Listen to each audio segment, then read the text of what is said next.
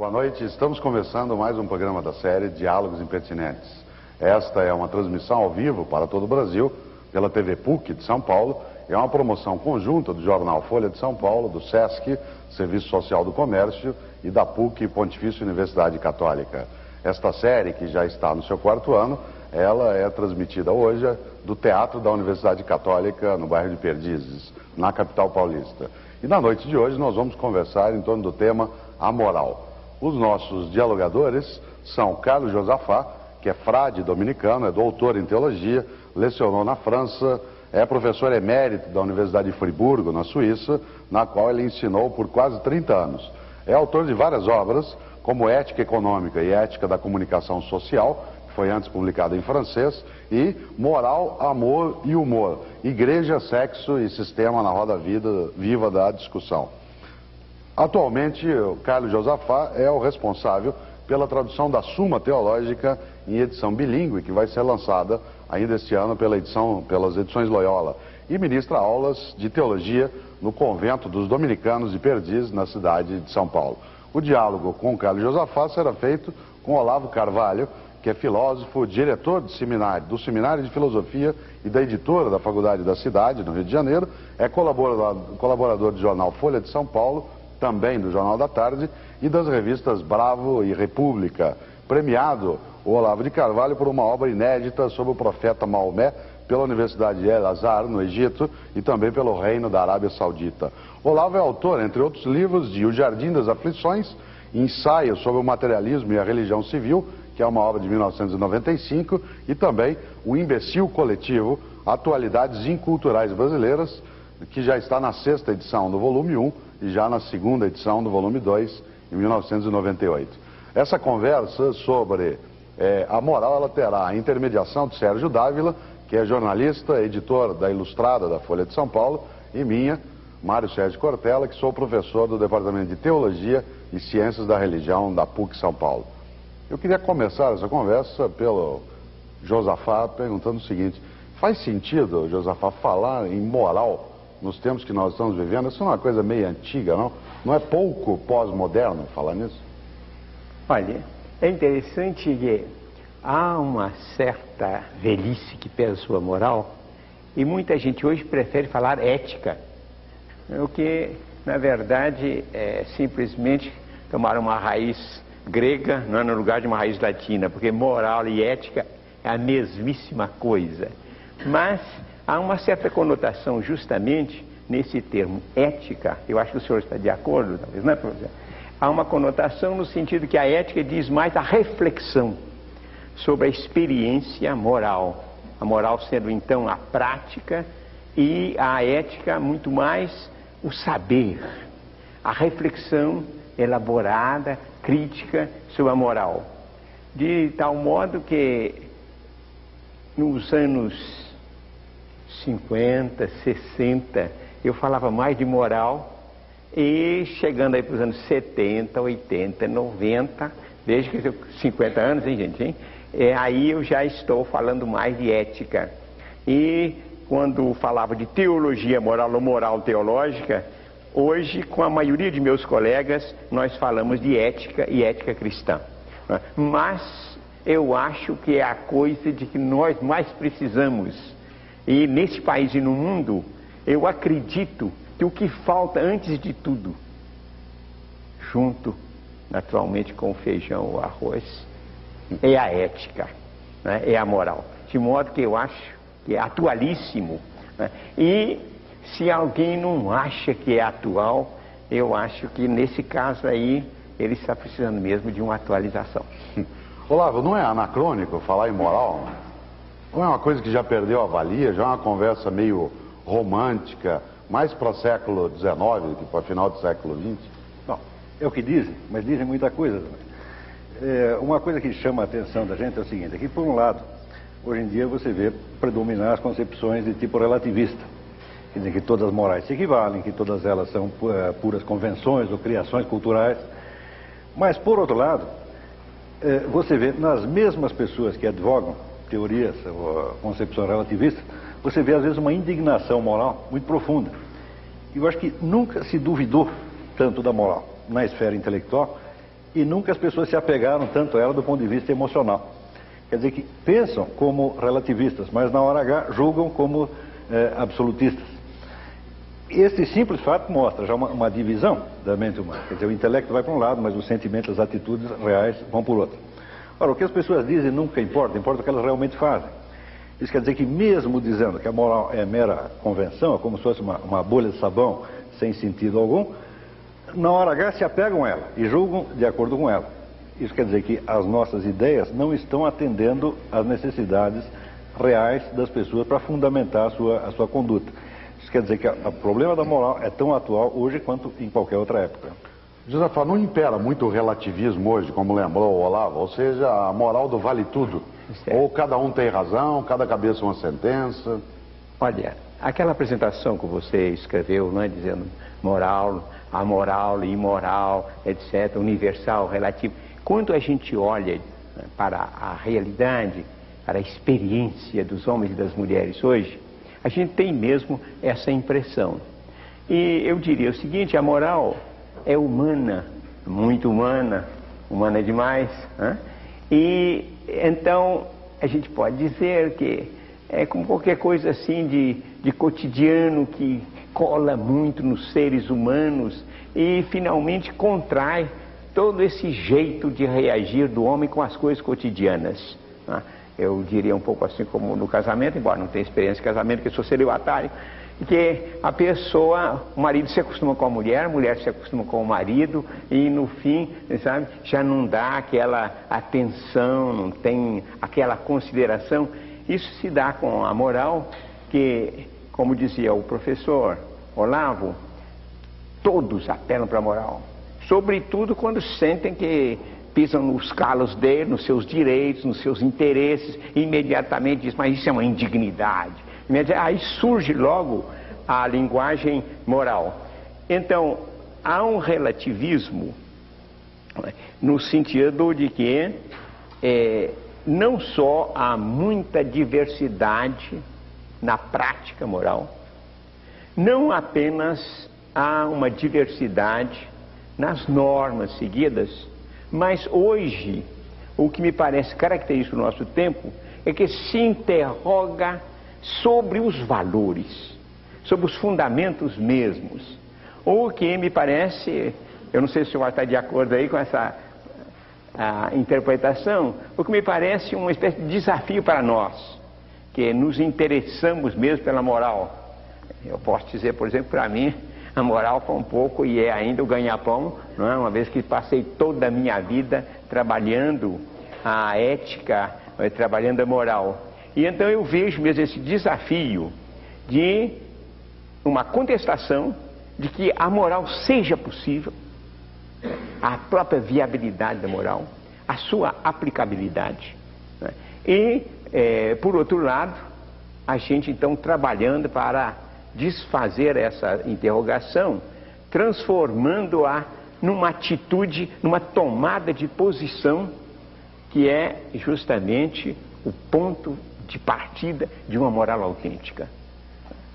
Uma pergunta para o professor Olavo. O senhor acha que nos anos 90 o politicamente correto e a moral se confundem? Bom, não tem nem dúvida, quer dizer, o politicamente correto é um código moral. Na verdade, o conteúdo dele, a meu ver, é imoral. Tá certo? Mas para ser imoral é necessário que tenha uma estrutura de tipo moral. Quer dizer, é um código que separa o certo do errado, o aceitável do não aceitável, de acordo com o critério dos grupos interessados. Apenas a diferença é que o politicamente correto ele tem um fundamento diretamente político. Quer dizer, ele expressa o interesse e a vontade política de determinados grupos. Mas ainda assim, você vê que o grupo ofendido, ele reage como se a ofensa fosse objetivamente imoral e não apenas contrária à sua política. Porque quando a divergência é apenas política, aí se introduz, vamos dizer, um fator um atenuante, um fator de tolerância. Por exemplo, uma pessoa pode ser inimigo político da outra, mas nem por isso vai considerar um sujeito mau ou imoral. Mas hoje em dia, dentro do código do politicamente correto, as ofensas encontram reações de profunda indignação moral. Quer dizer que o indivíduo que fere o interesse ou vamos dizer, o orgulho de uma determinada comunidade, ele é condenado como se ele fosse um pecador ou às vezes um criminoso. Não é isso? E o senhor acha o conteúdo imoral por quê, do politicamente correto? Pelo simples fato da origem política, oportunista. Você vê que... Um exemplo, Olavo. Bom, eu lhe dou um exemplo. Você sabe que uns anos atrás o presidente do Zimbábue, acho que Robert Mugabe, ele ficou indignado com a interferência do establishment gay norte-americano na educação do seu país. E mandavam para lá comissões e davam palpite no Ministério da Educação e queriam moldar tudo aquilo de acordo com a preferência deles. Mugabe ficou indignado com isso, achou que era uma interferência estrangeira indevida e mandou todo mundo embora. Bem, o mundo inteiro caiu de pau em cima do pobre Mugabe, embora dentro do Zimbábue ele tivesse apoio integral da população. A população o aplaudiu, mas no resto do mundo, na Suíça teve passeata contra ele, o chamaram de criminoso, de preconceituoso e até de genocida, né? Muito bem. O que a gente vê? Onde foi parar a antiga autodeterminação dos povos? Quer dizer, o princípio da autodeterminação dos povos, que foi durante um século proclamado, defendido por todo mundo, de repente ele é revogado em função do interesse de um grupo em especial. A gente vê, essa conduta, ela é flagrantemente imoral. Josafá tem a mesma visão? O politicamente correto é imoral, como falou Olavo? Bem, tomando o emprego, né, feito pelos políticos, eu acho que sim. Embora nós defendamos a política como seja a atividade humana mais elevada, para nós abaixo do religioso, acho que o que há de mais sagrado no mundo é a política, né, que visa o bem comum, que visa de fato nos orientar a nós todos no bom caminho na sociedade. E então eu acredito, e estou certo que o professor está de acordo comigo, porque ele frequenta muito Aristóteles, não é? E Aristóteles já colocava a política como sendo o ápice da justiça, não é? Por isso é que há de nossa parte uma espécie de protesto, quando, por exemplo, no tempo de eleição, elementos que eram céticos em moral, não é? Que se batiam absolutamente na linha de um total relativismo moral e apenas uma política, não é, de desenvolvimento, de crescimento, de concentração de riqueza, de uma hora para outra, mas se tornam absolutamente como São Vicente de Paulo, presidente dos pobres, isso aqui, quer dizer, aquela santidade que é o ápice da moral, sabe? Então aí sim eu estou plenamente de acordo, não é, com o professor dizer é mais do que imoral, é sumamente imoral. Olavo, política e moral, ou política e ética, tal como Maquiavel buscou apartar, né, na sua lógica, ela faz sentido? É possível ser político e ético? Bem, é possível as duas coisas, é possível você juntá-las, é possível separá-las. Quer dizer, Aristóteles, quando falava em política, a política dele significava, na verdade, o estudo da estrutura social como um todo. Seria o que hoje, mais ou menos o que hoje nós chamaríamos as ciências sociais, tá certo? E mais modernamente se emprega a política num sentido mais limitado, quer dizer, naquele sentido do Carl Schmitt. Quer dizer, a política é aquele confronto onde tudo está resumido nos termos amigo e inimigo. Quer dizer, você está no meu partido ou está no partido contrário. Porque se um determinado conflito tiver um conteúdo ético ou moral específico e possa ser resolvido mediante argumentação moral, ele já não é um conflito puramente político. Quer dizer, Carl Schmitt foi um dos doutrinários do Estado nazista, mas na realidade a ideia dele hoje é mundialmente aceita. Quer dizer, estão todos schmittianos ainda que não o confessem. E eu acho que eu sou o último que não é.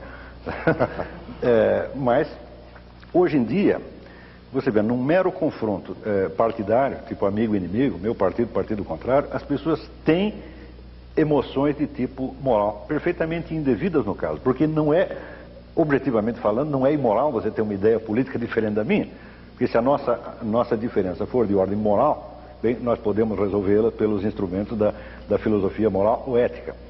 É só quando não tem esse conteúdo e tem que ser resolvido num conflito tipo amigo e inimigo, cuja última instância é precisamente a guerra, só aí nós podemos dizer que é um conflito puramente político, né? Quer dizer, hoje existe uma certa confusão entre os dois domínios, no sentido de que as emoções morais, sobretudo de tipo de condenação moral, são usadas como instrumentos, tá certo, de uma luta meramente política. Quer dizer que o fato do outro pertencer a um outro partido deixa de ser um simples conflito político e se torna uma questão, vamos dizer, da virtude e do vício. O Frei ficou meio incomodado com essa história, Frei? Não, eu estou de acordo, mas eu insistiria mais em que Maquiavel é de fato uma ruptura. Ele lança o domínio político, ou define, mas exatamente tomando o poder como sendo o objeto da política, né?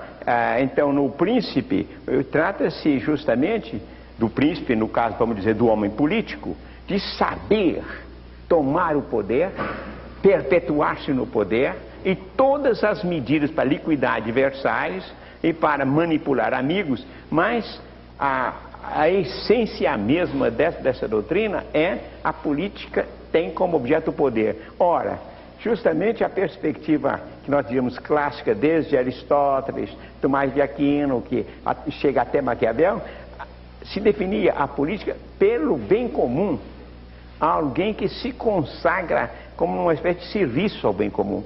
E aí há essa reviravolta, de modo que a modernidade, quando surgem então as nações modernas na Europa, o colonialismo, a colonização, pois bem, então surge essa novidade terrível, e eu acredito que é um câncer, né, em todo o Ocidente, que contamina o mundo, de as elites de um país quererem então serem detentoras do poder e conceberem a política nesse sentido. Mas pode mudar tudo, mas só não pode largar o poder.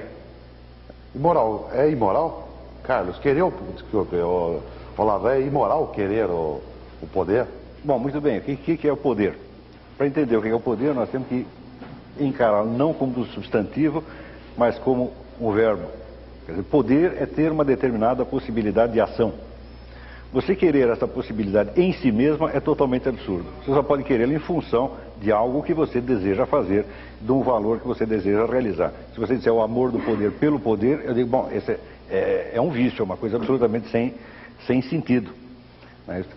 E é justamente por causa desta autonomia do poder em todo o ciclo moderno, é que acontece uma coisa espantosa. Quer dizer, toda a nossa história registrada, os livros, textos das escolas, o ensino universitário, todo mundo diz que o ciclo moderno é marcado pela ampliação dos direitos e pela democracia crescente, pela igualdade crescente. Mas basta você examinar a coisa com um pouco mais de cuidado, você vê que qualquer governante de hoje em dia, ele tem um poder infinitamente maior do que qualquer rei da Renascença, do que qualquer senhor feudal da Idade Média, ou do que qualquer imperador da Antiguidade.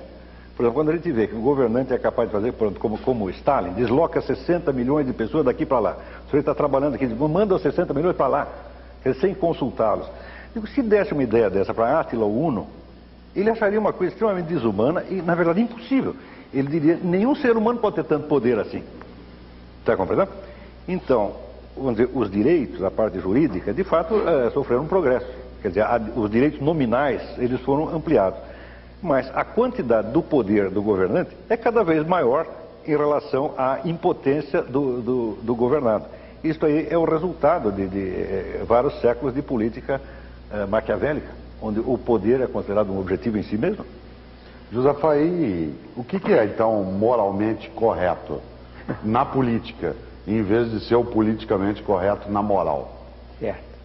Olha, é interessante que na reflexão ética, logo no começo, em Aristóteles, então se parte justamente dizer há alguma coisa de correto, de bom, sujeito o sapateiro que faz bons sapatos, bom profissional, vamos aí, qualquer pessoa que no seu trabalho faz alguma coisa de bem feito, a gente vai dizer é um bom profissional.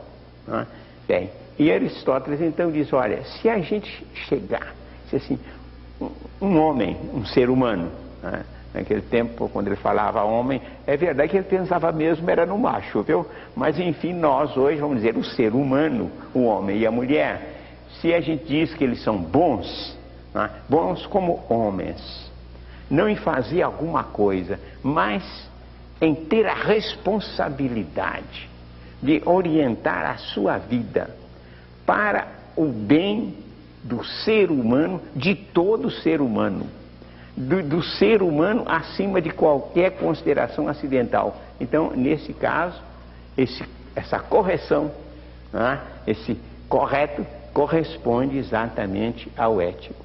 Porque, naturalmente, vai significar que a gente, então, para ser um homem bom, honesto, um homem de bem, se é um sapateiro, me faça um sapato bom, não é? Bem, mas a bondade que constitui o seu ser moral preside a todas as outras atividades e é como se o ser humano se fizesse assim como um artista faz uma obra de arte, né? E então esta é uma definição de que eu gosto muito e que eu fui encontrar num filósofo moderno que eu aprecio bastante, não sei aqui se nós estamos de acordo, professor, tá? É Henri Bergson, quando ele disse que cada ser humano é criado criador, é limitado, mas ele não está acabado, ele deve se fazer como uma obra de arte, né? Então esse aqui é o famoso bem humano de Aristóteles, é a gente chegar em qualquer coisa da vida, procurar se fazer quase como uma obra estética, né? E aí a ética e a estética, né, tem uma vizinhança. Quando nós estamos aproximando ética de política, né, ou ética do direito, a gente estava assim em planos em que a gente procura ter normas para realizar alguma coisa determinada. Na estética e na ética, a gente tem uma criatividade, tá? A liberdade é extrema e, por exemplo, Levinas fala infinita, né? Eu acho com um certo sentido, né, de uma liberdade que vai ser o homem, o ser humano se toma para se acabar, para se realizar. E isso é o que a política deveria fazer, Olavo? Os objetivos da política, veja, eu jamais digo o que os políticos deveriam fazer, ou o que qualquer pessoa deveria fazer, não tem nenhuma fórmula de mundo. O ponto que eu acho que nós deveríamos refletir aí é o seguinte, é que quando hoje as pessoas tomam atitudes relativistas, esse relativismo só vale para os outros. Porque quando se trata de saber o que é bom ou mal para elas sempre sabem, né? E eu acho que isso acho que é um princípio universal, o famoso ama teu próximo como a ti mesmo. Quer dizer que se eu presumo saber o que é bom para mim, tá certo? Eu tenho uma certa medida para eu poder descobrir o que é bom para o próximo. O que eu não posso é dizer que todos os valores são indiferentes e iguais no que diz respeito às pessoas, e quando chega no meu próprio caso, aí não, eu já estabeleço uma nítida diferença entre o que é bom e o que é mal para mim. Tá certo? Se me oferecerem, por exemplo, um belo prato, um filé, etc., ou então um tapa na cara, eu certamente vou escolher o filé, porque eu sei o que é bom para mim. E para o outro, na medida onde eu admito que existe um bom para mim, é preciso que haja algo objetivamente bom para os outros e que não dependa inteiramente da opinião arbitrária deles. Porque eu não posso mudar de opinião, dizer, não, eu prefiro o tapa na cara. Mas ninguém faz esse tipo de escolha. Quer dizer que nas escolhas pessoais predomina uma objetividade. Isso, no fundo, talvez possa servir de guiamento até para um político. Quer dizer, ele sabe o que é bom para ele. Portanto, quando ele fizer o mal aos outros, ele também sabe o que está fazendo. Então, é interessante que nós falamos em moral durante um bloco inteiro, quase que falando em grande parte sobre política. E no cotidiano, um dos temas que quando se fala em moral vem à tona é pecado, é sexo, né? E nós conseguimos passar um tempo falando sem tocar nessa palavra. E o Sérgio Dávila tem uma questão para a gente iniciar agora essa fase. Pois é, o Mário falou que a gente passou ao largo do sexo e ficou na política. Eu queria fazer uma pergunta para o Frei, que une as duas. O senhor acha que é moral a maneira como vem sendo tratado o caso Bill Clinton, Mônica Lewinsky? Moral e política via Bill Clinton, Mônica Lewinsky. Olha, Eu acho que a dificuldade é sair dessa primeira reação de desgosto que a gente tem de ver a humanidade entretida por um semelhante episódio, quando temos problemas, questões, dificuldades humanas imensas no mundo, e como é que se desperdiça, a começar pela televisão, com um caso de relativa importância, para dizer assim. Eu acredito que há aí um primeiro dado, que é uma lição para nós. A humanidade, hoje, tem uma dificuldade enorme de encontrar um equilíbrio no que toca à sexualidade. Há mais ou menos uns 50 anos que eu estou acompanhando, não apenas no estudo, mas em observação, porque a moral tem de fato como primeiro objeto o ser humano, o homem e a mulher, e eu vejo que há uma dificuldade crescente que eu atribuo ao tipo de civilização em que nós estamos, para se encontrar um ser humano que se realize com um certo equilíbrio, uma certa perfeição na sexualidade. Em si, a sexualidade, desde o começo do mundo, é um grande problema humano. Quer dizer que desde que o ser humano fez a separação entre a função de procriação, de um lado, e por outro lado, a sexualidade como amor, como linguagem de amor, todos os gestos que exprimem, antes de mais nada, eu te amo, e não visa imediatamente dizer eu quero ter um filho, né, de ti. Então surge aí de fato um abismo, né, e que vai se tornando cada vez maior, no sentido de que se procura o prazer a dois, partilhado bastante bem, o perigo de ser o prazer solitário, de ser então o prazer pelo prazer, sem que ele seja uma linguagem de dom de si e de procura de felicidade para si e para o parceiro ou a parceira de amor. De modo que há essa dificuldade. Quando a gente pega um filósofo como Nietzsche, não é um padre da igreja, né, mas é um homem que tem assim os seus momentos de franqueza e de verdade. Na genealogia, por exemplo, da moral, ele considera que a Europa, ele fala para a Europa, tinha chegado a um equilíbrio, domesticou os instintos, domesticou, não é, os interesses, e está capaz de entrar no plano da moral, diz Frederico Nietzsche. Naturalmente, para entrar nesse plano da moral, ele pensa que é necessário o super-homem para conduzir o conjunto da humanidade. Mas eu acho que nesse fim, então, do século XIX, ele dava um certo atestado a esta atitude de certo equilíbrio nas paixões no conjunto dos homens civilizados. Eu acho que ele se enganava no seguinte: ele dizia que havia uma domesticação, e era muita domesticação mesmo. Quer dizer que havia muita hipocrisia e havia muita imposição.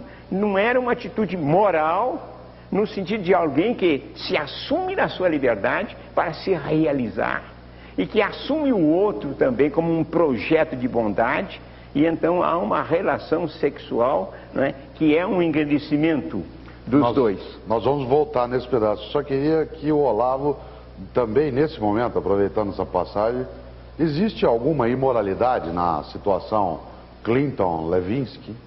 Bom, existe imoralidade para tudo quanto é lado. A primeira imoralidade, a gente está falando tanto desse assunto. Você vê, Bill Clinton é um sujeito que ele se apropriou de 800 fichas de inimigos políticos dele, que estavam no FBI, às quais ele não poderia ter sequer acesso. Ele pegou e conserva com ele na Casa Branca.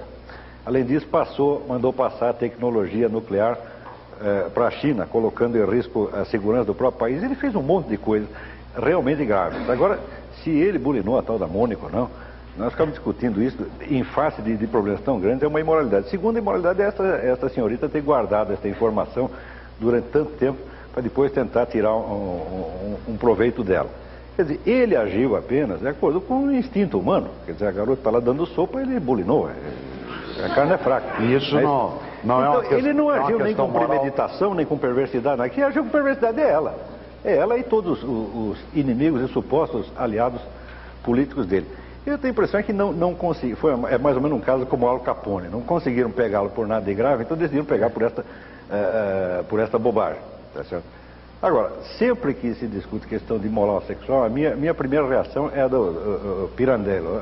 Mas não é uma coisa séria.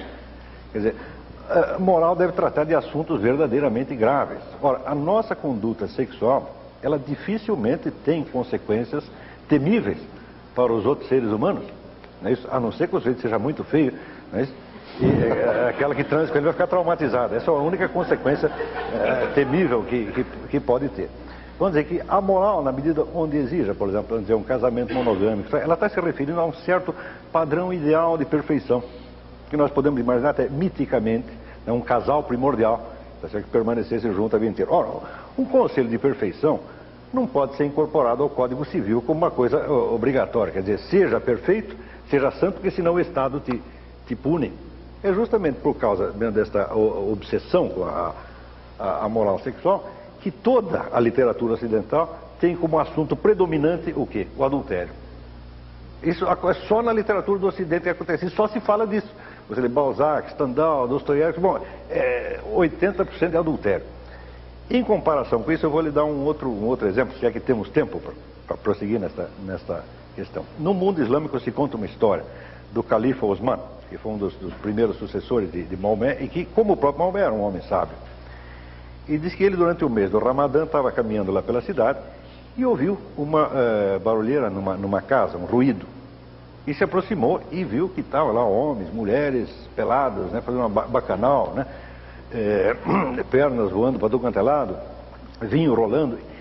E durante o mês do Ramadã, tá certo? Você não pode, durante o dia, né, nem comer, nem tomar água, nem ter relações sexuais. E seria, vamos dizer, uma transgressão gravíssima. Então ele foi, arrebentou a porta e deu a famosa ordem, esteja preso. Né? E os camaradas responderam, falaram, não, ao contrário, o que você está fazendo é muito pior, porque você violou a nossa privacidade. Diz que Osman baixou a cabeça, pediu desculpa e foi embora. Esse é um homem sábio, tá certo? Então, para mim, não me importa o que Bill Clinton tenha feito com a secretária. Eu acho que muito pior do que ele transar com a secretária é transar com a mulher dele.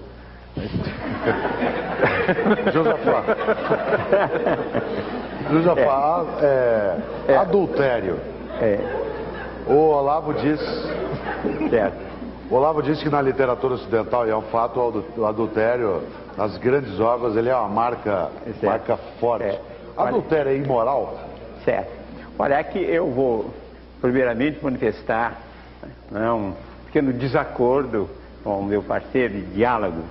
Eu acho, ao contrário, que a sexualidade é um verdadeiro tema de ética, se a gente entende justamente a ética não como de uma maneira policial, de uma maneira o direito penal, política, intervenção do outro na minha vida, mas eu acho que a realização plena e harmoniosa da sexualidade é a boa condição para a realização humana em todos os sectores.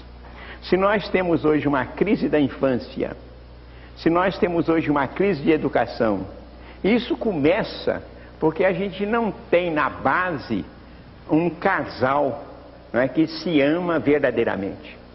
E, de fato, antes do amor aos filhos, é preciso que haja o amor do casal.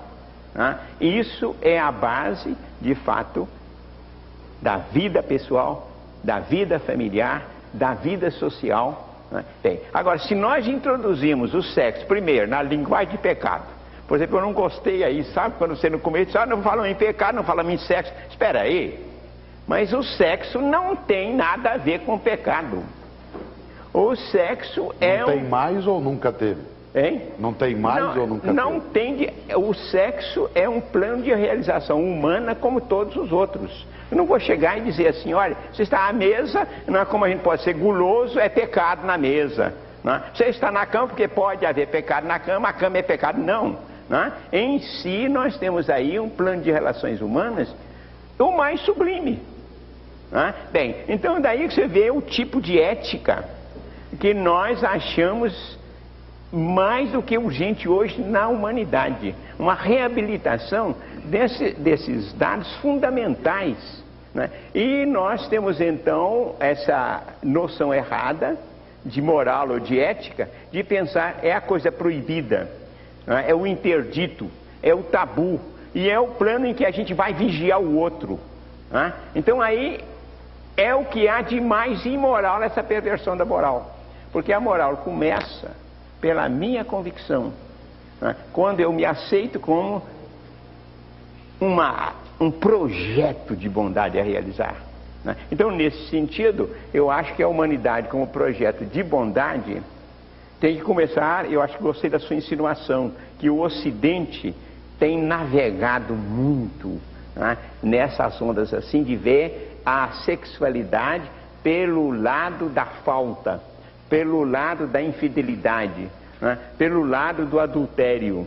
Né? E então eu vou lhes dizer que não é para se julgar assim, materialmente esse adultério, mas essa atitude, não é, de considerar de fato o adultério como uma banalidade, uma coisa qualquer. Não é? E eu acho, naturalmente, nós devemos falar muito de Clinton e de Lyndon, mas que Clinton, como ser humano, como esposo, como chefe de família, vai brincar com uma menina, é imoralmente uma coisa inaceitável. Né? E como presidente também, de modo que para mim não é uma banalidade. Agora, o que nós não podemos é nos ocupar disso, tanto mais que há tanto no mundo, não é? E dar a importância política a uma coisa que eu considero como uma grande derrapada, como uma casca de banana em que ele caiu mesmo, não é? Mas não tem importância nenhuma isso para a política dos Estados Unidos e a política internacional. Olavo, saindo do Clinton então, né?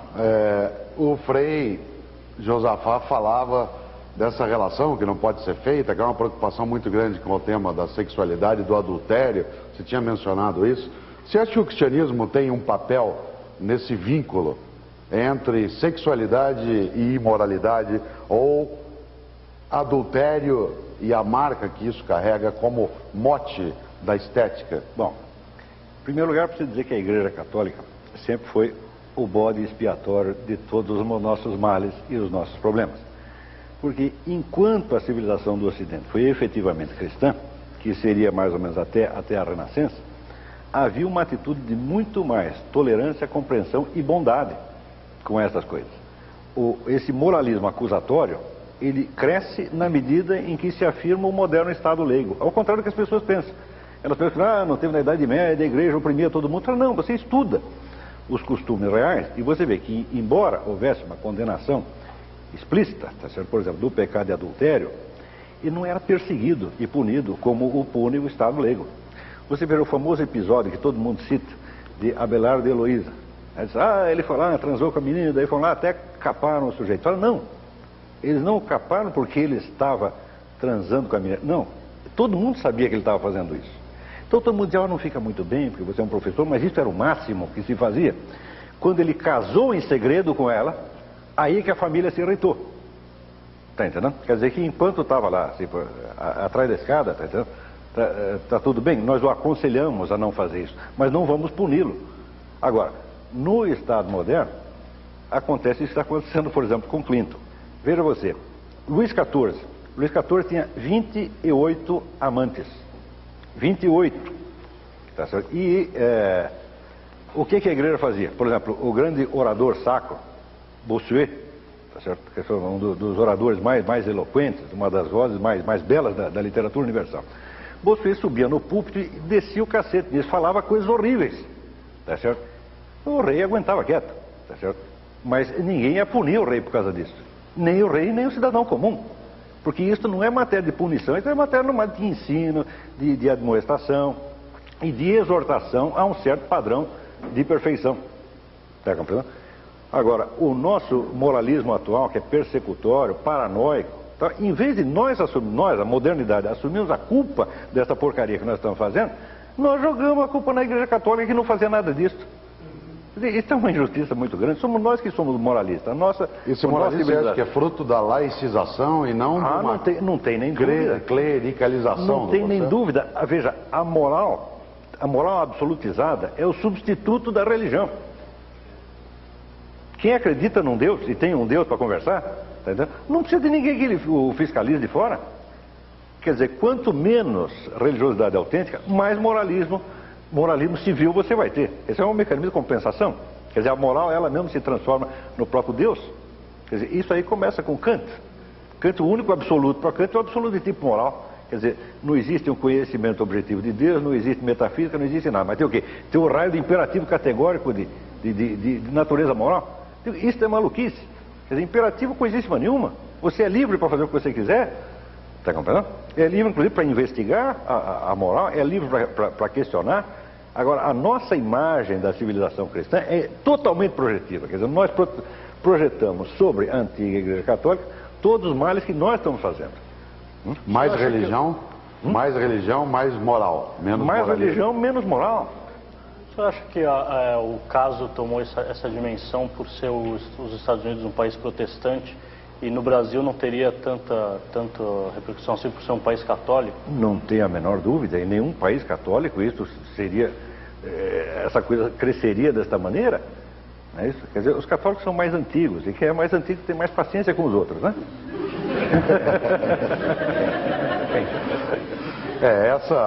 Essa lógica é uma lógica forte, né? Quando nós pensamos no impacto que tem essa relação que o Olavo colocava, que eu queria até no outro bloco nosso estar analisando isso com o Frei Josafá, né? Porque de maneira geral se fala mesmo, mais religião, mais moralismo. O Olavo dá uma vertente que é a desmontagem de uma estrutura de natureza religiosa em grande essência, ela acabou levando a um aumento do moralismo. E o Sérgio Dávila tinha uma questão nessa direção, né, para o Josafá aí diretamente. Eu queria que o Frei Josafá comentasse essa tese, no mínimo curiosa, que apareceu no último bloco. Quanto mais religião, menos moralismo, e quanto mais moralismo, menos religião, é isso? Certo. Olha, eu diria então que quanto mais religião autêntica, né? Porque às vezes pode acontecer que a gente tenha uma religiosidade que seja uma espécie assim de projeção do seu egocentrismo, né? Do seu egoísmo, que se fica um pouquinho mais assim, né? Refinado, fica mais agudo sendo religioso. Eu digo uma religião autêntica, como aquela, são as grandes religiões como o cristianismo bíblico, né, como o judaísmo, o islamismo, o budismo. Nesse caso, quanto mais religião, menos moralismo e mais uma moral autêntica de valorização do ser humano. E então nós entraríamos aí com um conceito que pode aparentemente complicar e que ajuda, é o pecado. A noção de pecado dada pelo Evangelho, pela Bíblia em geral, é uma noção que eleva o ser humano, mostrando responsável de sua vocação transcendente, de sua relação com Deus, e mostrando então capaz também de, no seu coração, quer dizer, na sua vontade mais profunda, na sua capacidade de amar, de se dar, de se orientar, no seu coração, ele é capaz de conversão, né, de perdão, o que está completamente longe da ideia de culpabilização, de angústia, de se afligir, né, como uma forma velada ou ostensiva de desespero. É uma forma de esperança. Então, Deus, a moral, o pecado né? Tem uma relação, quando se tem a relação com o verdadeiro Deus, uma verdadeira relação com o verdadeiro Deus, se tem uma verdadeira moral de realização do ser humano em si e nos outros, de descoberta do outro, e se tem também uma noção de que essa responsabilidade pode falhar, e que nós assumimos esta falha e procuramos partir dela para uma caminhada mais firme e mais experiente, né, do que a gente é, e com o esforço de uma maior pureza em sua capacidade de amar. Por isso então eu volto a essa frase, não é? Mais religião, mais moral, mais um sentido elevado de Deus, mais um sentido elevado do pecado. E quanto então menos religião, mais nós corremos o risco de um moralismo, de uma culpabilização, né, de uma opressão de si mesmo e dos outros. Né? Então seria esse o sentido que eu daria a essa fórmula, né, que eu acho que foi bem introduzida, né, pelo meu parceiro de diálogo aqui, né, professor Olavo. Olavo, fala-se muito que a juventude hoje é imoral. Muitos falam isso. Essa juventude está perdida, ela não tem moralidade mais, não tem religião, não tem valores. Como é que é isso, dentro da sua reflexão? Olha, eu acho que nenhuma geração tem o monopólio da moralidade. A minha própria geração, eu acho que foi a geração mais cínica, amoral e pretensiosa que o mundo já teve.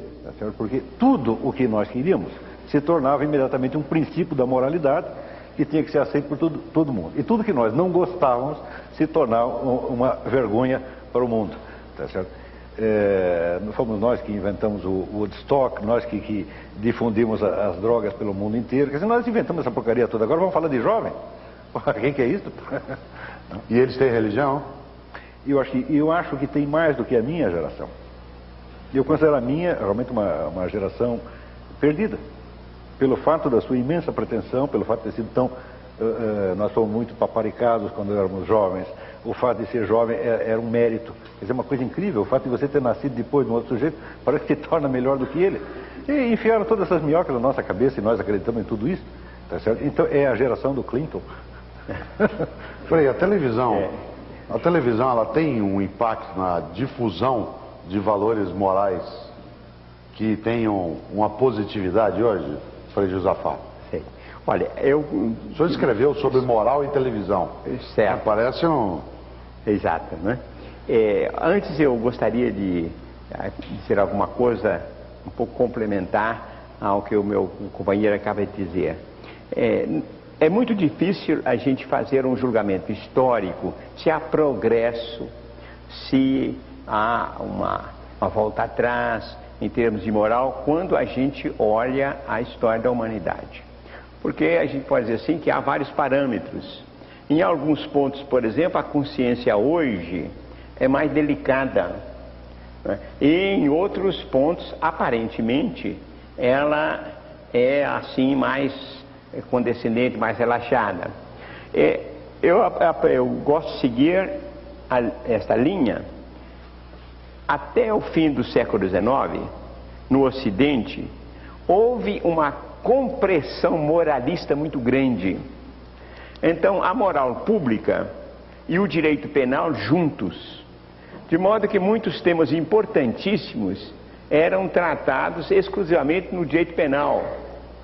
Por exemplo, não se tinha praticamente assim um direito matrimonial além do direito patrimonial, né? Isso, então, todos os problemas de sexualidade ou de infidelidade eram tratados no direito penal e com todo rigor. Então havia uma grande hipocrisia. E, sobretudo, o seguinte: os adultos, né, que ostentavam uma certa moral e procuravam esconder aos jovens, né? E então aparecia assim que o jovem, né, é aquele que comete todos os pecados, e há os pais, né, que é a perfeita correção. Essa foi a imagem que veio até o que a gente chama la Belle Époque, até a Guerra de 14-18. Pois bem, a partir daí há um movimento de emancipação. E esse movimento de emancipação explode depois da Segunda Guerra Mundial. E então a gente vai tendo esse fenômeno que se chama liberalização do direito. A gente vai tendo então esse fenômeno da emancipação. A emancipação, se diz, dos jovens, a emancipação da mulher. E aparentemente, mais imoralidade. Mas há uma primeira coisa, certamente mais sinceridade. Portanto, do ponto de vista para a moral, a gente tem um ponto de partida muito bom, que é esse ponto de ninguém está mais seguindo a moral porque está no cabresto. E então isso que nós chamamos o heteronomismo, não é? Tomando a palavra justamente de Immanuel Kant, quer dizer a lei externa imposta. É a coisa que mais se opõe à moral.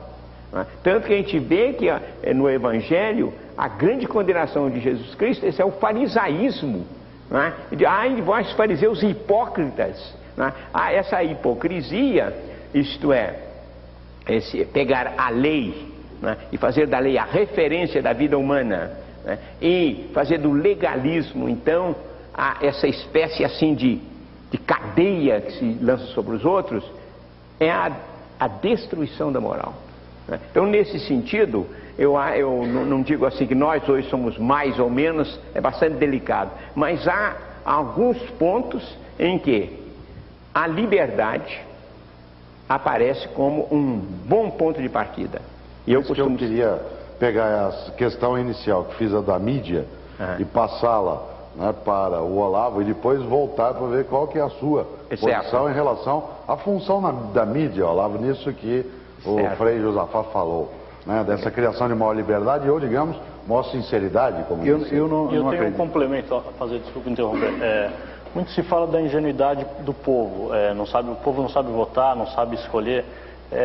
Nesse sentido, um programa de apelo extremamente popular como o do Ratinho é um programa imoral ou amoral? Eu não posso responder porque eu não assisto o programa do Ratinho, não tenho a menor ideia do que se passa lá. Desculpe a minha falta de cultura de massa. Eu sei apenas que existe, mas nunca assisti. Tá certo? Outra coisa, eu não acho que o povo não sabe votar. Acho que o povo não sabe votar, a elite não sabe votar, os políticos não sabem votar e eu mesmo não sei votar. Tá certo?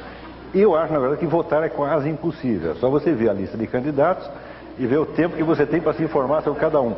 Eu, todas as vezes que votei na minha vida, eu confesso que eu votei quase no escuro. Por exemplo, eu votei muitas vezes no Dr. Ulisses Guimarães, quando ele era vivo, porque parecia uma bela figura naquele momento, né? Era um cara que estava lutando com a ditadura. Depois eu fui estudar a biografia dele, era um negócio horroroso. Bom, agora é tarde, agora já votei. Não cometi o pecado de votar no Collor naquele ano, assim, tomei o engolfe e votei no Lula. Mas também não sei se votei direito, não. Essa coisa de dizer que o outro não sabe votar, bom, quem não tem pecado, atira a primeira pedra. Mas, e a mídia? Bom, voltando ao negócio da mídia. Quer dizer, a mídia representa, sobretudo, a pressão de uma opinião coletiva uniforme que vai moldando as opiniões dos indivíduos. É claro que eu, nesse sentido, eu não acredito de maneira alguma nem em liberdade crescente, nem em autonomia da opinião, muito menos entre os jovens, porque até escrevi um artigo sobre isso, diz o seguinte: quando um jovem se rebela contra seu pai e sua mãe, ele está se rebelando contra dois com o apoio de 2.000 que são os seus colegas de escola. Quer dizer, ele se integra numa massa, uma massa barulhenta, autoritária, mandona, a qual ele faz todo o sacrifício para ele ser aceito naquele meio, e depois ele se rebela contra aqueles dois pobres coitados que ficaram em casa e acha que ele é um grande herói da rebeldia. Não, ele na verdade ele é um conformista, ele está aderindo à opinião da massa. Ele precisaria ser corajoso para, no meio desses 2.000, ele dizer: olha, quem tem razão é meu pai e minha mãe. Se ele fizer isso, ele será linchado. Então, o que há é uma participação maior na opinião das pessoas da mesma idade. Ora, mas isso é justamente porque, como nós falamos, uma massa uniforme é uma massa homogênea, não só nas suas opiniões, mas também nos seus sentimentos e às vezes na sua idade também. É para esta massa que a mídia fala e é a opinião dela que nós moldamos. Ora, a autonomia não consiste nem em ser conformista, nem em ser rebelde. A autonomia consiste em você ser conformista ou rebelde conforme as coisas, a seu ver, estejam certas ou estejam erradas. Se, por exemplo, se coincide com uma autoridade, eu acho que realmente que ela tem razão, eu a obedeço. E se eu acho que ela está errada, eu me rebelo. Quer dizer, a rebeldia não é um valor em si, assim como o conformismo e obediência não é um valor em si. Há muita confusão nesse sentido. E quando as pessoas imaginam que elas estão ficando mais autônomas, elas simplesmente estão ficando mais rebeldes contra a autoridade mais fraca e obedecendo a mais forte. Está compreendendo? O senhor se meteu, no bom sentido, a escrever um livro sobre isso, Certo. falando sobre televisão e moral. Fala-se demais que a televisão destroça valores da sociedade, que ela emprega o consumismo, a pornografia. Como é que é isso na sua visão? Certo. Olha, a gente tem uma grande dificuldade de falar sobre as coisas que a gente estudou bastante. E há, sem dúvida, uns 40 anos que eu estou estudando o que eu chamo a ética da mídia ou a ética da comunicação social. E então a minha dificuldade às vezes para um diálogo é de encontrar uma porta, né? Porque é uma dessas realidades muito complexas e, como diz Edgar Morin, a dificuldade nossa é de encontrar um conhecimento complexo que corresponda às realidades complexas. Ele faz umas simplificações. E eu considero que a mídia, a televisão sendo, não é, a ponta mais quente, não é, da mídia, eu considero a mídia como sendo um sistema, não é, no sentido positivo do termo, um sistema de produção, né, de imagens e mensagens, como essa é a mercadoria produzida, vendida ao telespectador, aos usuários que nós somos, aos consumidores que nós somos. E sendo uma mercadoria psicológica, ela transforma. Quer dizer que a economia moderna, ela cria o consumidor, né? Quer dizer que nós vamos aí e comprando aquilo que vai sendo produzido e vai então amoldando o consumidor para desejar isso, e há um vai e vem, de modo que o consumidor é causa e o consumidor é efeito, o produtor, o comerciante é causa e ele é efeito. Há uma circularidade no sistema.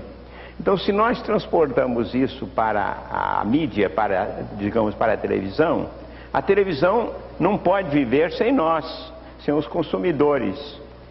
E, por outro lado, ela nos dá tudo aquilo que é necessário para criar esse consumidor.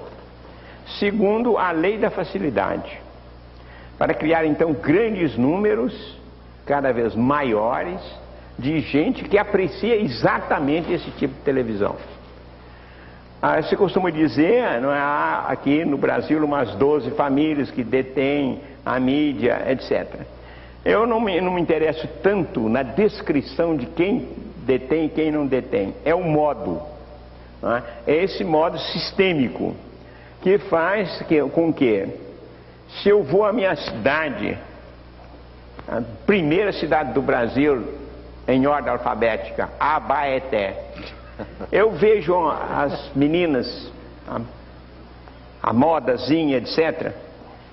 Elas são personalizadas, elas aquilo é a pessoa delas. Agora, se a gente vai a Madrid, a Paris, a Berlim, a Genebra, é a mesma coisa. O tipo de menina, do jeito de vestir, o que põe na cabeça, o que põe na cinturinha, o que põe no pezinho, a correntinha, é igualzinho. Né? Quer dizer que elas são todas personalissimamente iguais. Né?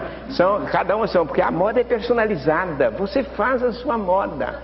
Mas a gente chegando e vê, é uma uniformidade no mundo, né? Para vender esses diferentes artigos. Então nós estamos aí diante de uma situação que eu acho que não é uma situação perdida, porque uma vez que a gente tomar consciência e começar a cobrar, aí imediatamente a televisão reage.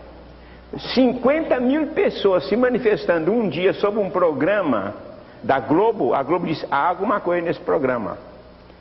Não é preciso de haver 50 milhões. Bem, então a gente pode dizer que nós estamos no momento num começo de tomada de consciência que estamos manipulados.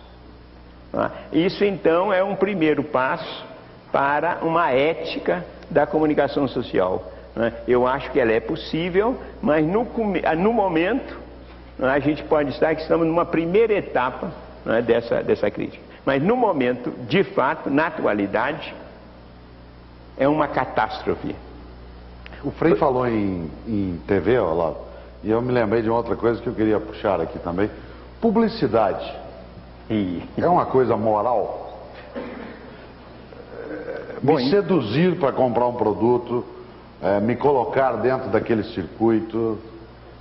Veja, é lícito? Em princípio, o lucro é lícito? Qualquer sujeito que esteja disposto a argumentar em favor de coisas que ele não acredita, a persuadir os outros a acreditar naquilo que ele próprio não acredita, ele está violando os princípios básicos da moral, que seria o princípio da sinceridade. Quer dizer, a sinceridade significa o sujeito ser autor dos seus atos, reconhecer que é autor, e dizer como o ex-presidente Jânio Quadros, filo porque quilo. Aí o sujeito assume.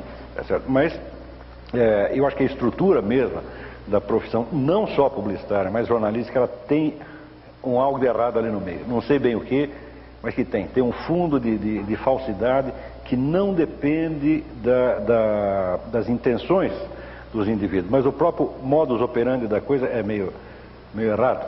Né? E produz fenômenos esquisitos como a moda. Você está falando da moda, né? Eu acho que não há coisa mais mentirosa, mais ridícula no mundo do que a moda. A obsessão com a moda é uma espécie de compensação pela deselegância crônica do mundo burguês. Quer dizer, o burguês inaugurou esse tipo de traje aqui que é uniforme.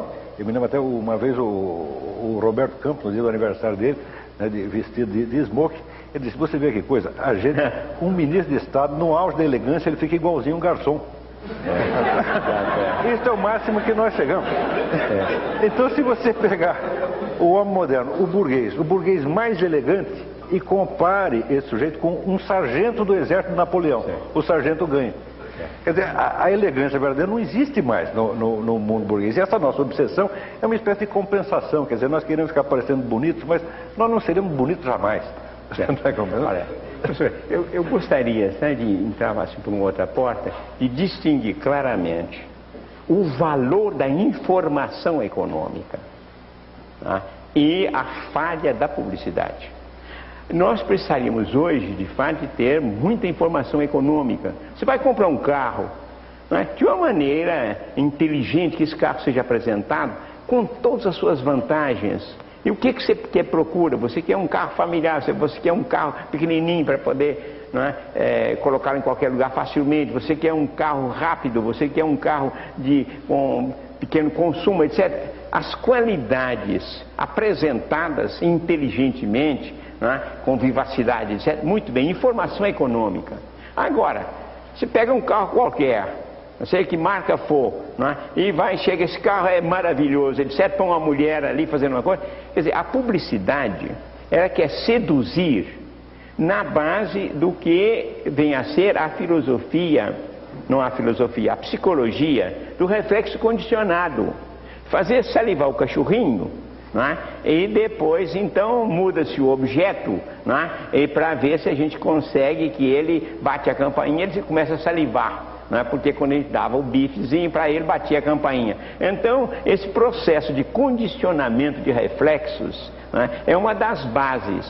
E a outra base da publicidade é uma má exploração da psicanálise, da libido, né? E então nós temos um gênero, né? Eu tenho falado isso a publicitários do mundo inteiro, que me dizem: aliás, nós não sabemos se dá certo ou não dá certo. O certo é que com o sistema que aí está, quem não fizer publicidade está perdido, né? E publicidade desse jeito, né? Bem, então a publicidade me parece exatamente, em termos de informação, um pecadão enorme.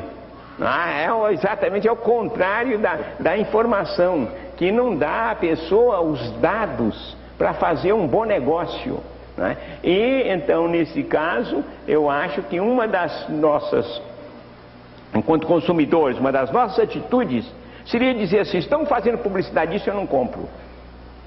Me explique o que é isso mesmo, me dê uma boa informação econômica? Sim. Vocês vão dizer, bom, isso é um ideal. Olha, na Suíça, a Associação das Consumidoras, desculpa dar um exemplo aqui, não é?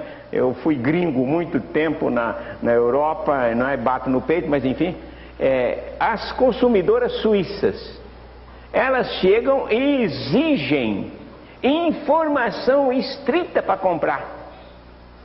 É um ferro elétrico. Quais são as qualidades desse ferro elétrico, a resistência, o preço, a durabilidade, etc. Bom, isso sim. Agora não adianta botar aí uma figura de mulher passando roupa, não. Nós queremos qual é a informação. Então é possível fazer isso. E o que acontece? É que o comércio suíço segue. Temos que levar em conta a seriedade das consumidoras e dar informação econômica em vez de prodigalizar a publicidade. Durante todo o nosso programa, nos blocos anteriores, pessoas nos enviaram perguntas por fax e telefone. Eu queria começar por uma pergunta que a Débora Gomes, de São Paulo, ela faz para o Frei Carlos Josafá, que é assim: como pode os pais passar exemplos morais para os filhos num mundo que é tão imoral? Bem, olha, eu começaria por dizer justamente que é muito necessário que ser pai hoje comporta uma certa atitude de resistência que deve transmitir aos seus filhos também, eu diria mesmo uma espiritualidade de resistência, uma atitude crítica de saber indicar os valores que nós temos hoje, a possibilidade, por exemplo, de criatividade que nós podemos encontrar nos novos meios de telemática, e por outro lado o perigo dessa passividade, da gente se deixar amoldar pela mídia. Sérgio. Pergunta da plateia do poeta e pensador Bruno Tolentino, que está presente aqui essa noite. Queria convidá-lo a fazer a pergunta no microfone.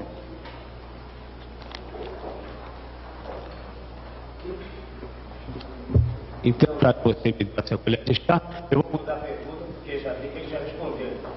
O Flávio Josafá, o senhor sabe que o Johnson disse da encíclica de Papa Montini, Paulo VI, olha, ele não, a respeito da contracepção e de todas essas questões sexuais da igreja, ele disse, olha, ele não joga o jogo porque ele está fazendo as regras. O senhor acha que a Igreja Católica podia começar a explicar que São Tomás, por exemplo, não se preocupava tanto com essa questão de sexualidade e de moral? Eu não acho que seja uma coisa muito séria. Como católico fala, o chefe de família, ou mesmo chefe de Estado, tem que brincar com a mocinha. Primeiro que a mãe não me parece uma mocinha. Segundo que brincar é brincar, né? Ótimo. Muito bem. Olha, essa questão que o senhor coloca, eu a respondi em um livro, olha que permitam aqui fazer essa publicidade, em que eu abordo o problema da posição da igreja em termos de moral, e particularmente de moral sexual, com toda a lealdade, com toda a objetividade, e analisando os documentos, tais quais eles são. Bem, com relação à encíclica Humanae Vitae, há uma coisa interessante. A primeira parte dessa encíclica tem uma linda exposição sobre o amor humano, um dos melhores textos escritos sobre o amor neste século. Agora, a partir do número 13, eu não sei se o 13 dá sorte, não dá, etc. O Papa toma posição a respeito da contracepção e, a meu ver, ele tomou a definição de natureza humana de uma maneira muito parcial, olhando o aspecto biológico, fisiológico, e pedindo então uma conformidade a essas leis como sendo a expressão da conformidade à moral e à lei de Deus. Nesse ponto, desde aquele tempo até hoje, eu, como teólogo católico, tenho apresentado essa crítica, tenho ensinado que há uma posição compreensiva, global, integral da natureza humana, que permite perfeitamente integrar uma contracepção artificial dentro de uma atitude responsável e de comum acordo do casal. E então eu escrevi um livro em 1977, né, em uma coleção de ética cristã, e que eu mesmo era o fundador, que hoje tem mais de 100 volumes, infelizmente em francês e alemão, na época que eu era gringo. E então, nesse livro, portanto, na Europa, no centro da Europa, na Suíça, eu apresentava, simplesmente sem nervosismo, calmamente, e não tive qualquer contestação. O que mostra que essa posição, isto é, que o amor, a responsabilidade, deve inspirar aos cônjuges ao verdadeiro método de limitação de natalidade, de escolha dos filhos, e que esta é a posição, né, que convém ao ser humano e que convém ao cristão. Tem uma pergunta para o Olavo de Carvalho, mas antes, só para dar informação, a Débora Moraes, né, também perguntou coisas que o senhor acabou de dizer, como se o amor transcende a moral. A Irani Ferreira tinha ligado perguntando se a televisão dita as regras de moralidade para a sociedade, tema que nós tocamos. A Roseli perguntara ao Olavo de Carvalho se a televisão hoje é imoral ou amoral, né? Nós tocamos um pouco nisso, mas vamos voltar porque é uma outra questão nessa direção. E a Mauri, né, ela pergunta da relação entre sexo e imoralidade, que nós tocamos num trecho do programa. E a Inês Cardoso, Olavo, pergunta para você o seguinte: dado que o Frei Carlos falou de um livro dele, ele diz, o que tem a ver o imbecil coletivo, né, que faz parte do título de uma das suas obras, com a moral brasileira? Bom, eu vou começar pela última pergunta, que é a mais fácil. Eu não costumo dar palpite na conduta alheia, exceto naquilo que me diz respeito pessoalmente. Quer dizer, como eu estou nesse negócio de vida intelectual, filosofia, literatura, etc., esse é o meu ramo, e aí eu opino. Então, nesse setor, eu acho que eu posso cobrar de meus colegas de ofício, quer dizer, do meu grêmio profissional, uma conduta moral. Quer dizer, eu nunca dei palpite sobre moral de modo geral, mas me atenho à cobrança com relação à ética da vida intelectual. Então, o que é o imbecil coletivo? O imbecil coletivo é uma vasta cobrança, tá certo? Há pessoas que, na esfera intelectual, estão agindo da maneira a mais imoral possível. Isso é. Uma vez o Bruno Tolentino me pediu uma definição de honestidade intelectual. Disse, olha, essa é a coisa mais simples do mundo. É você não dizer que sabe aquilo que você não sabe, e não dizer que não sabe aquilo que você sabe perfeitamente bem. Quer dizer, essas são as duas regras máximas que estão sendo desobedecidas constantemente. Quer dizer, o sujeito que faz que não sabe, né, aquilo que ele está perfeitamente informado, e por outro lado dá palpite em coisas que não são da sua conta e que ele ignora completamente. E eu acho que se houvesse um pouco mais de ética na esfera intelectual, tudo mais seria melhor. Mas hoje em dia a moda é cobrar moral apenas dos políticos, como se fossem eles que geram os padrões, os valores, os símbolos. Não são os políticos, são os intelectuais, são os artistas, são o pessoal do show business. Esse é que vem em primeiro lugar. E é desse que nós temos que cobrar antes de tudo. Como dizia o velho I Ching, castigue a sua cidade em primeiro lugar, depois a vizinha. Certo. Professor, mas eu acho, sabe, que algumas coisas que eu disse, a moral se torna excessivamente individualista. O senhor disse, eu não me preocupo com os outros. Há uma dimensão social na ética, há uma ética social, e o ser humano é essencialmente relacional. Nós somos responsáveis e somos também corresponsáveis. Agora, eu me pergunto se a sua atitude não poderia ser entendida como uma espécie de encolhimento num caramujo, não é? E então nós faríamos aquilo que é mais importante, que é o outro, não é? E nós nos interessarmos que o outro seja bom, não de ditar normas para ele, mas de colaborar para que ele encontre o seu projeto ético. O senhor não acha que estaríamos em desacordo total? Não, acho que o senhor tem razão.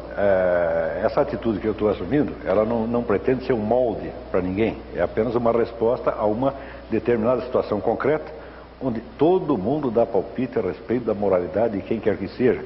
E eu acho que esta intervenção excessiva na moral pública, ela em si mesma é imoral, porque revela a pretensão que o sujeito tem de julgar coisas que ele não entende e das quais ele não procura sequer se informar.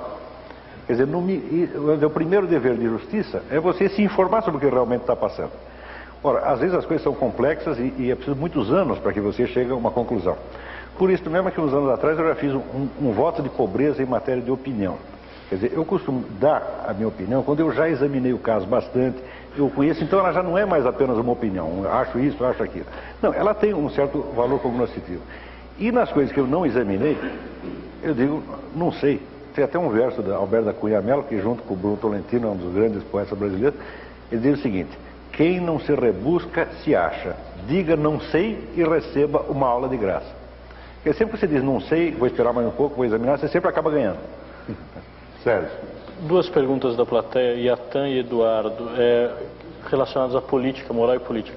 Uma propaganda do candidato Paulo Maluf diz que ele seria a vitória do bem contra o mal. Na sua opinião, uma campanha contra Paulo Maluf deveria permanecer no âmbito estritamente político ou deveria ser feita no âmbito da moral? E a outra, a aproximação entre estética e política é possível? O professor Josafá falou sobre vizinhança entre ética e estética, possível pela criatividade e pela liberdade. Por que não podemos tornar a política uma obra de arte? A primeira pergunta para mim, a segunda para ele. Isso. Muito bem, eu acho que quanto mais se evitarem argumentos de tipo moral em campanhas políticas, melhor. Mas eu não acredito realmente que esses políticos possam ser substancialmente melhores uns do que os outros. Eu acho que o discurso moralista, acusatório, a pretensão de que você é o lado bom e o outro mal, eu acho isso inteiramente absurdo. Quer dizer, isso tem que ser, as questões de bem e de mal têm que ser encaradas com seriedade. Não é na propaganda política que nós vamos resolver isso, e sobretudo nós temos que lembrar o velho conselho de Leonardo da Vinci: dove si grida non è vera scienza. Quer dizer, onde se grita não há verdadeiro conhecimento. Ora, numa campanha política todo mundo gritando, quer dizer, como é que vamos saber quem é o bonzinho e o malvado? Não é isso? E eu acho que esses termos deveriam ser evitados. Eu acho que tanto é uma pretensão abusiva do Paulo Maluf, ele colocar ele sendo bem e o outro mal, quanto você tentar refutar e dizer, não, ele que é o malvado, nós somos bons. Isso é conversa de criança. Eu sou bonzinho, você é o malvado. Né? Aqui nós sabemos que ninguém presta, né? Todos nós. Né? Eu até já propus uma alteração no Evangelho, ali onde diz amai-vos uns aos outros, eu trocaria por tolerai-vos uns aos outros. Na próxima edição do Evangelho vai ser, porque isso às vezes é o máximo que nós conseguimos. Quer dizer, o reconhecimento, veja, esse é o ensinamento, eu estou brincando evidentemente, mas o ensino, a doutrina da própria igreja fala do pecado original. Se você entende o pecado original, você entende que aqui ninguém presta. Tá certo? Então, vamos falar com mais moderação, exceto nos pontos onde tivermos certeza razoável o suficiente, o que é um caso muito raro. Josafá. Sim. Bem, sobre esse ponto uma palavrinha apenas. Nós temos relativamente pouco tempo na história em que a gente está trabalhando com democracia, uma coisa recente, né? E há progressos, e a minha posição como cidadão, como ser humano, como cristão, como religioso, como teólogo, é que nós devemos lutar para cada vez mais modificarmos o sistema político. De fato, não é tanto a questão fulano, cicrano, o sistema político. E isso aí nós temos que fazer em tempo de paz. Quer dizer, depois de eleições, quando cai a poeira, o carnaval vai para lá, etc. Né? Então aí nós temos que atacar e fazer uma grande reforma política, né? A partir da base. Né? E a começar então no sistema eleitoral, né? E como termos possibilidade de cobrar, etc. Mas eu creio na política, né? E creio no cidadão, na possibilidade de ele de fato chegar e fazer alguma coisa nesse domínio. Agora, a questão que me foi colocada, não é? Era a respeito justamente de fé e política, não é? Que se é possível fazer da política uma obra de arte? Sem dúvida. Eu acho até que, para se escrever assim, política, né? Quer dizer então aquilo que é a ciência, a arte da polis, da cidade, do bem da cidade, do bem comum, há de fato a possibilidade de a gente ter um ideal político, né? E nós temos poucos. Eu penso assim, um nome, uma pessoa, por exemplo, que eu gosto muito, que era muito chegada à nossa família dominicana, Jorge Lapira, né? Era alguém que podia se enganar no pormenor, mas era uma vida consagrada à política, né? Mas fazer a boa política para a cidade de Florença, de que ele foi, né, prefeito mais de uma vez. Bem, então eu acho que há essa possibilidade, não é, de aproximarmos. Há várias formas de transcendência, não é? A ética, não é? A estética, e eu colocaria a política como uma dessas formas de transcendência do ser humano. Olá, a Letícia Longo, de São Paulo, telefone e pergunta: para você, o que é mais imoral? O tchan ou a política brasileira? Que páreo duro. Isso é muito difícil, mas eu acho que o tchan costuma ser menos prejudicial. Em primeiro lugar, você já tem uma rejeição estética, que não, a coisa é muito vulgar, muito idiota, né? E o sujeito, para prestar atenção nisso, só se for igualmente idiota. Eu não acredito que isso realmente possa prejudicar ninguém. Mas a política, ao contrário, a política molda o futuro. A política tem consequências de muitíssimo longo prazo. Tá certo? E eu, por um temperamento pessoal, não sou muito inclinado a levar muito a sério as questões de moral sexual. Eu acho que essas são questões menores no âmbito público, embora no âmbito íntimo sejam fundamentais, tá certo? Para a perfeição da alma. Mas no âmbito público não se deveria dar tanto peso a elas, né? Sérgio, dá tempo de fazer uma pergunta? Mais uma para o professor Olavo, é uma pergunta anônima da plateia. O senhor concorda com Faulkner, que disse que o poema Ode a um Vaso Grego, de Keats, vale a vida de 30 mil velhotas? Vale o quê? A vida de 30 mil velhotas. Não vale a vida de um gato. Tá certo? Em primeiro lugar, de cara, o gato é criação de Deus e o poema é criação do seu fulano de tal. O poema não... o poema Ode a um Vaso Keats, Grego. O poema de Keats. Então o poema é invenção de Keats e o gato é invenção de Deus. Em primeiro lugar, ninguém pode supor que a sua obra pessoal valha mais do que qualquer elemento dado da natureza. Isso não tem sentido. E eu acho que a idolatria da estética é um fenômeno paralelo ao moralismo que nós estamos falando. Quer dizer, como você não tem mais religião no sentido profundo, você não tem de fato um acesso ao conhecimento de Deus, então você começa a criar substitutivos. Um deles é a idolatria da moral, o outro é a idolatria da obra de arte, do gênio, etc, etc. E é tudo isso uma das mais temíveis babaquices modernas. Tá vendo? E tem uma pergunta, duas perguntas, Frei Josafá. Uma que é do Eduardo, de Porto Velho, em Rondônia, que pergunta o seguinte: o senhor tanto elogiou a relação, né, da sexualidade com a moralidade, fez tantos elogios ao sexo, por que o senhor tem voto de castidade? E o José Pereira, de Macaé, no Rio de Janeiro, diz: qual a relação entre celibato e a moral na Igreja Católica, já que o celibato não é adotado em outras religiões? E eu quero acrescentar uma que tem a ver com a pergunta que é da Suia, da plateia. É moral o Papa se pronunciar contra o uso da camisinha enquanto o mundo todo convive com a epidemia da AIDS? Muito bem. Bem, olha, eu vou rapidamente essa segunda pergunta. Eu comecei esse livro exatamente pela camisinha, né? Quer dizer, e até pedindo desculpa em um livro de reflexão sobre a ética, de começar assim, né, por um problema desse tipo. Exatamente porque ele me parece bastante sintomático e não há uma posição oficial da igreja.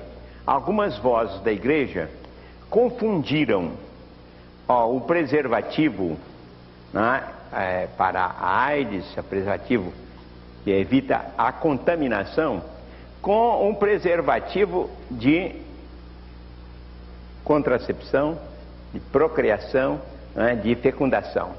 As duas coisas são completamente distintas.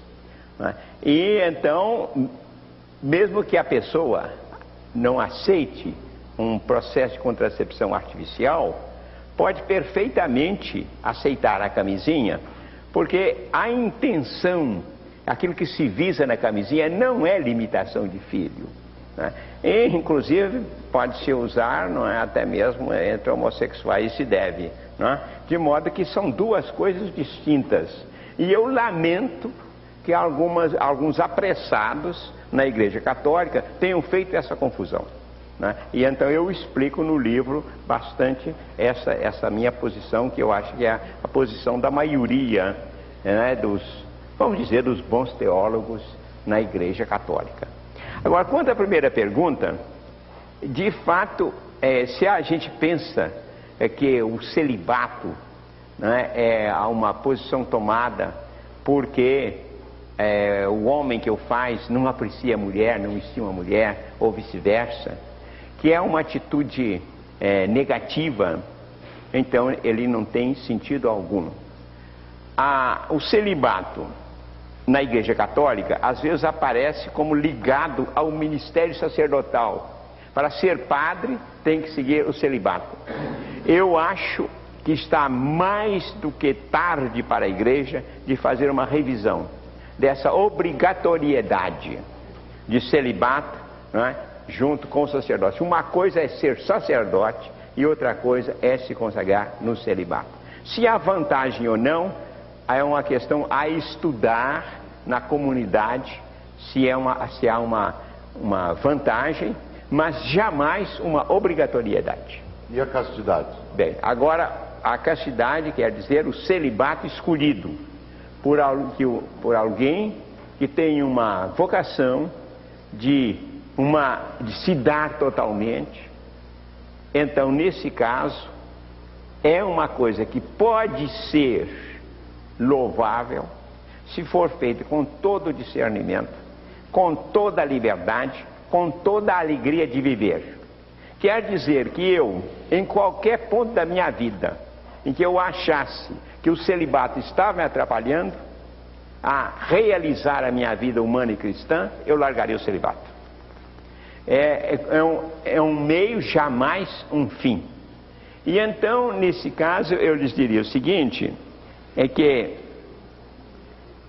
às vezes muita gente é levada à vocação de celibato por uma consagração. Há um caso aqui que eu vou contar, que talvez o senhor vá se assustar um pouco, conversando na sua passagem aqui no Brasil com Che Guevara, ele então nos dizia o seguinte: eu acho que os padres têm razão de serem celibatários na medida que querem se consagrar ao serviço do povo, porque eu, que sou médico e revolucionário, tenho essa dificuldade que eu tenho mulher e filhos e às vezes eu passo meses sem poder ter contatos com eles, né? E então eu teria de fato uma maior liberdade. Bem, então isso aí é o tipo de argumento funcional, né? Muitas vezes, de fato, né, facilita a ação, a dedicação. Agora, na minha experiência, há mais do que uma simples limitação de questão de tempo. É de fato uma grande libertação para a gente se dedicar em um amor que tende a ser um amor universal. A gente se dedicar a um estudo, a uma oração que tem uma certa intensidade. Quem quiser acreditar, acredite. Essa é a nossa realidade, né? A realidade daqueles que vivem tranquilamente, né, o celibato com as dificuldades normais, porque se a gente é normal, deve ter dificuldade de guardar a castidade. Nós temos uma questão da nossa plateia, por favor. Eu gostaria de perguntar a respeito de um pensamento do Pascal que eu li há muito tempo e que sempre foi para mim meio enigmático e eu não consigo ter uma compreensão clara dele. Eu tenho uma compreensão intuitiva, eu acho, do que ele significa, e queria aproveitar os dois debatedores para ver se podem me esclarecer a respeito do significado dele. Pascal disse, ou escreveu, que a verdadeira moral zomba da moral. E eu queria saber qual realmente o significado disso. Eu acho assim bonito, pelo que tem de paradoxal, mas não sei realmente o que ele quis dizer com isso. Olá. Bom, acho que toda a nossa conversação aqui é, de certo modo, uma explicação disso.